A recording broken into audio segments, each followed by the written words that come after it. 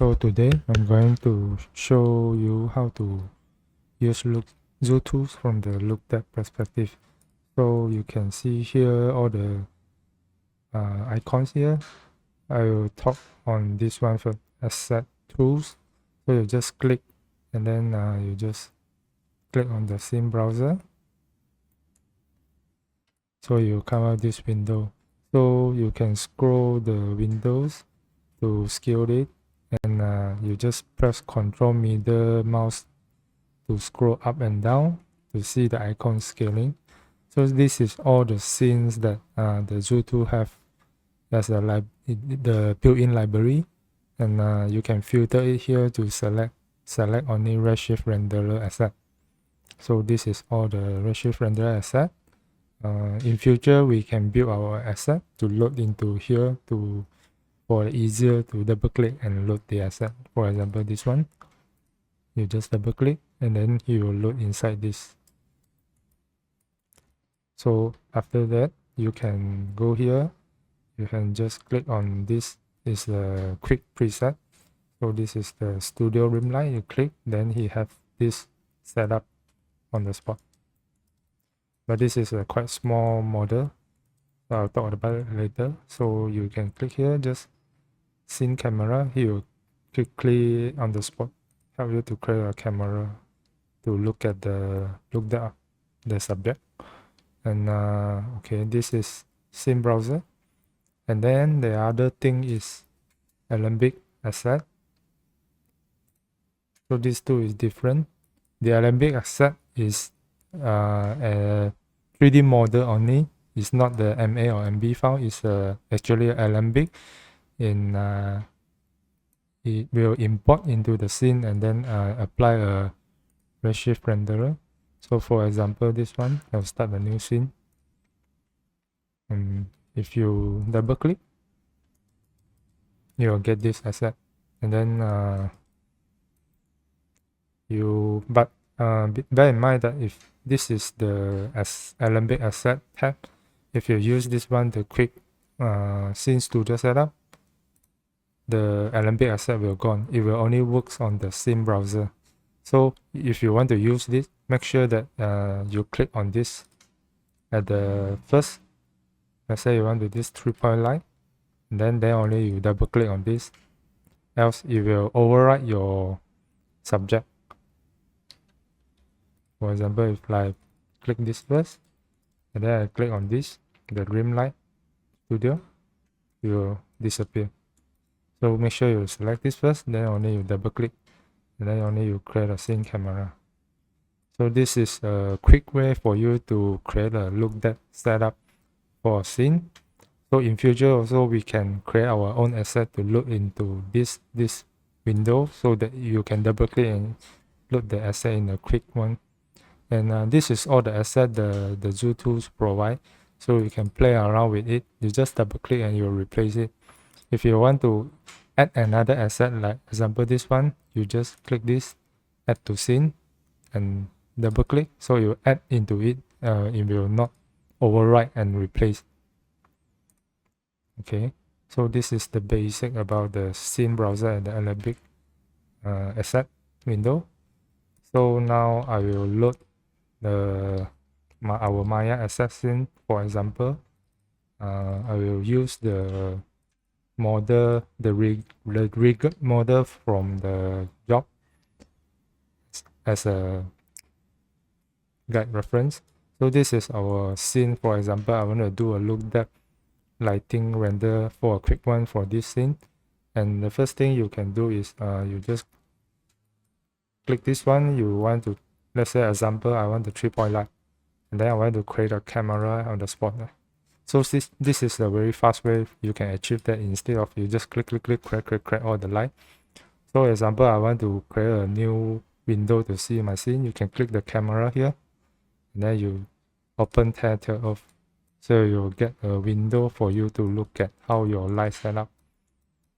And then for another thing is let's say I want to create a turntable.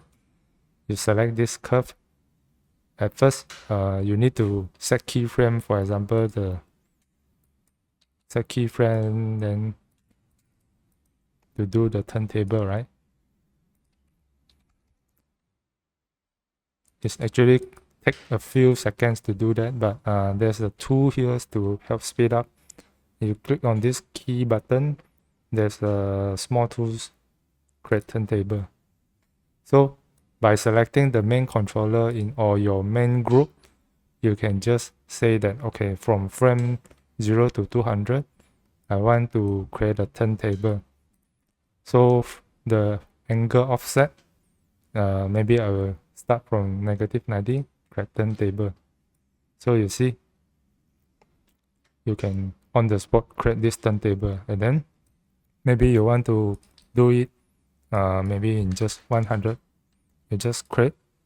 Okay, everything is updated. It's using the script to do that.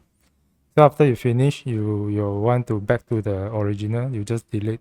So everything will back to the one that before you create turntable. So for example, I can create a reverse one as well. So you rotate in a reverse way. Okay. So for example, this one I want to create turntable, and to start to do my Lookdev, and then for the render view, okay.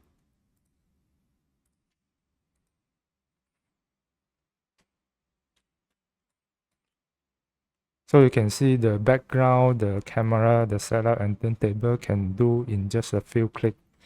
It speed up your Lookdev process. And then another thing I want to show you is this. You just click on this, and then there's a light preset. So this is actually the same with the library, but it's in a light set. So for example, this one, I'm using the 3-point light, but maybe I want to try another set of light. So you just double click this, you can see that the light is changed. Or maybe you want to have another type of light, you just double click. You can explore all the light types here. They have a very fancy one and a very basic one, but for a normal look that I think just keep it the simple one, like example this kind is good enough. Maybe this is too dark. Yeah. So you will just test around which light suit your purpose. Okay. So this is the light preset. And then another one I want to show you is the this type, all the light tab here. You can actually create your area light, or you can create the directional light from here. So you just click the create, you will create a light here.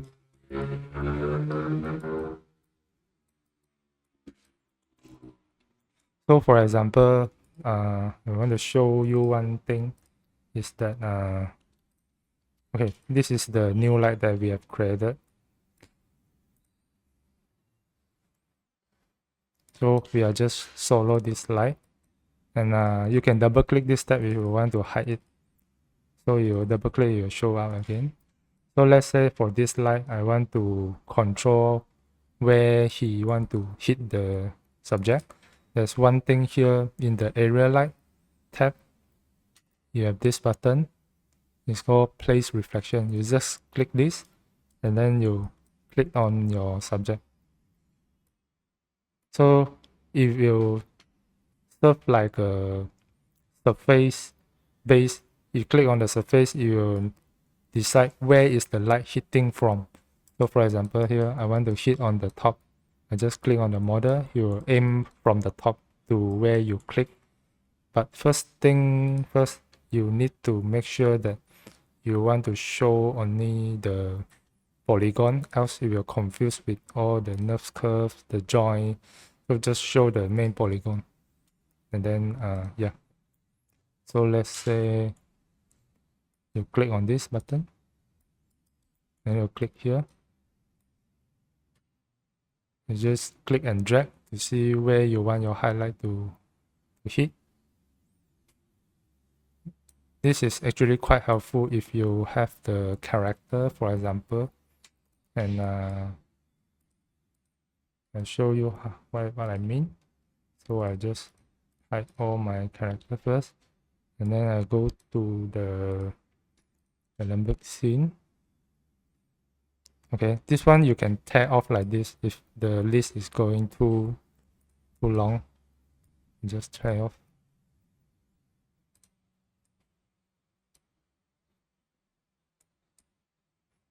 The windows sometimes will be a bit jaggy. You have to be careful. And let's say, for example, this tortoise I want to render.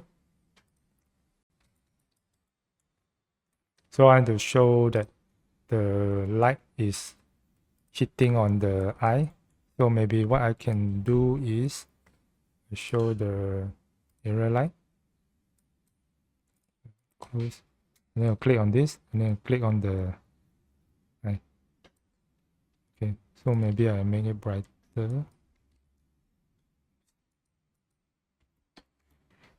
So you see, I click on the eye. You have the interactive way of show the highlight on the eye, especially useful on the character if you want to have the specific highlight control to hit the character, the subject.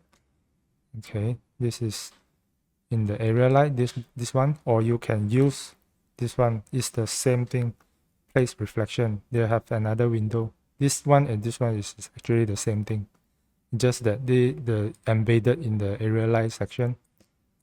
Okay, so I think I don't need this asset anymore. Just this one I just press the cross, it will remove the asset. So I will show my character render. Okay. Another thing I want to talk about is the area light. So just now we create the area light from this tab, right? And you can see there's a few button. Actually, you click on this for all the zootools windows. They have this button. You click on the second one, it will show more details about the setting. Normally, you will just hide for the basic setting. So now I want to show you another one is edit light, this tab. So edit light is the main controller for you to control all the light in the scene. So let's say, for example, this one. This is all the scene. And you can control the light overall scale. You can over center. This one is scale, and this one scale up. This one is scale down. So for example, I want to move all the light bigger backward. So I can do this. If you want a faster, you want to shift click, you will move faster. So basically just scale, or you can just selected light. Let's say for example this one. I just want this one to be slowly scale up, or shift click to have a faster response. Yeah. So it's actually you can do it in just click here. Same here, this one, all light. If you want everything to brighten up, for example this one, you just click on this button. He will add in a very small percentage to slowly light up this scene, or you just click one, shift click to have a faster response. This is all light, or you can choose selected light. Let's say I just select this light. I just want this light to be slowly grow more brighter or less. So this is the edit light. And then the rotate, this one is for the HDRI. For example, this okay, I'll use another example. This one, if you click on HDRI Sky Dome, this is the library as well from the zootools provider. So let's say for example, I use this HDRI in my scene, and hide all the light. And for the edit light, this one I will rotate it. This one is like 15 the angle lah. So I click, so you can see here it just keep rotating the angle of the HDRI. The same one, if you shift click, you will have a faster movement. So you can see it's get updated here. So you don't need to go and rotate it like this. You can just click to see which one is the perfect angle for your Lookdev. Okay, this is for the image-based lighting. And then I want to talk about the area light that Zootools create. So you can see here, this one is showing normalized intensity. So from redshift default light, when you create, for example, this one, you'll see that the normalize is off. So what is this normalize means that if you tick this normalize, if you scale up, it won't affect the area that is get scaled up. Let's say the background, it won't get lightened up, or the intensity is still remain the same. It's just that the shadow will still the shadow will get updated. If you scale bigger, the shadow will get softer, but the intensity and the area that get light up is remain the same. But if you untick the normalize, you will get really bright, because if you untick this, you will get very sensitive on the number of equal to the brightness. So let's say this is without normalize. I just scale up. You see the background is get brightened as well, and the intensity is increased when I scale up this light. The shadow is soft as well. So for normally in our production lighting, I prefer to untick this normalized intensity, because you get a real world natural behavior or how the light respond to our subject. Like if you scale up, it's supposed to be brighten the environment.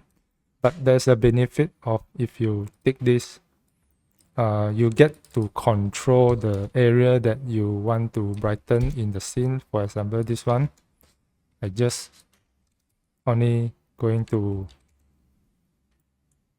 maybe affect only the main subject. If I scale up, it will not affect much for my background. So it's easier to control for the area that you want to brighten.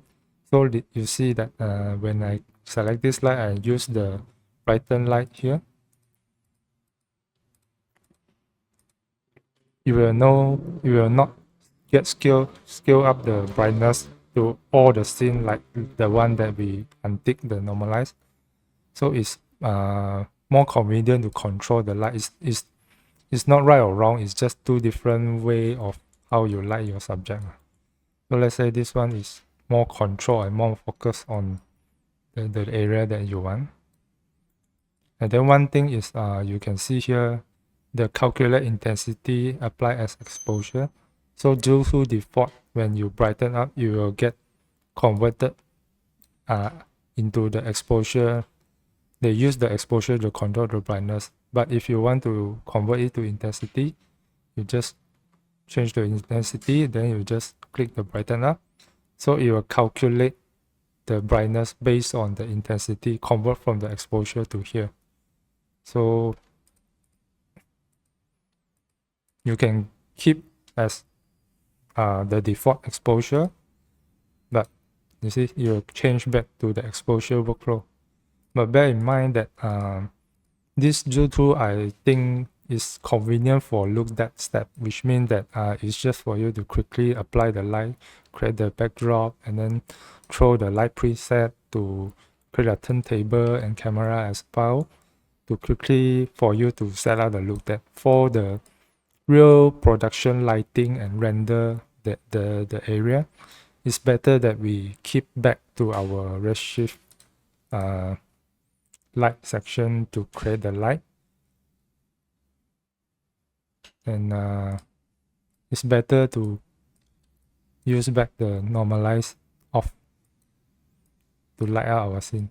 You still can use the light features if in the lighting scene, for example, you want to control all the scenes intensity here. For example, so you just choose intensity, apply as intensity.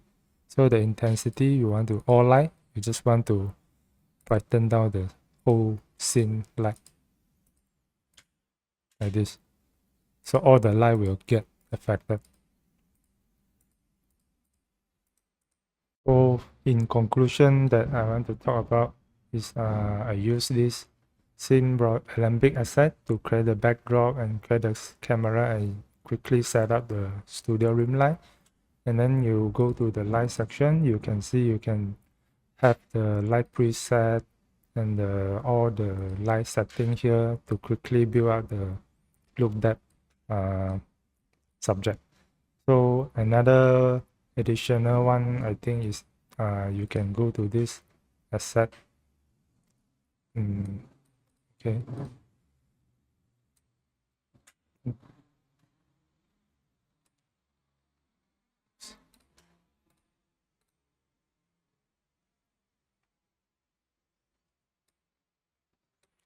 This one is quite useful sometimes add to scene. So you create the chrome ball and the matte ball for you to check on the light, the direction. So you just position and scale up. So just for you to check how is the light behave, but in the end, when you render the final look depth for client, you just hide it. Yeah, it's for lighting artists to check the light condition. Like this one, you can study how the light coming from. And then another one thing is the camera. You click here, you can see you can quickly change the resolution, but you need to stop the IPR and press again. And then if you want to change back, just click. There's a few options here for you to choose. Maybe I'll choose this one. So you change back. Yeah. So yeah, this is the sharing today about the Lookdev perspective to use zootools to fasten up our progress.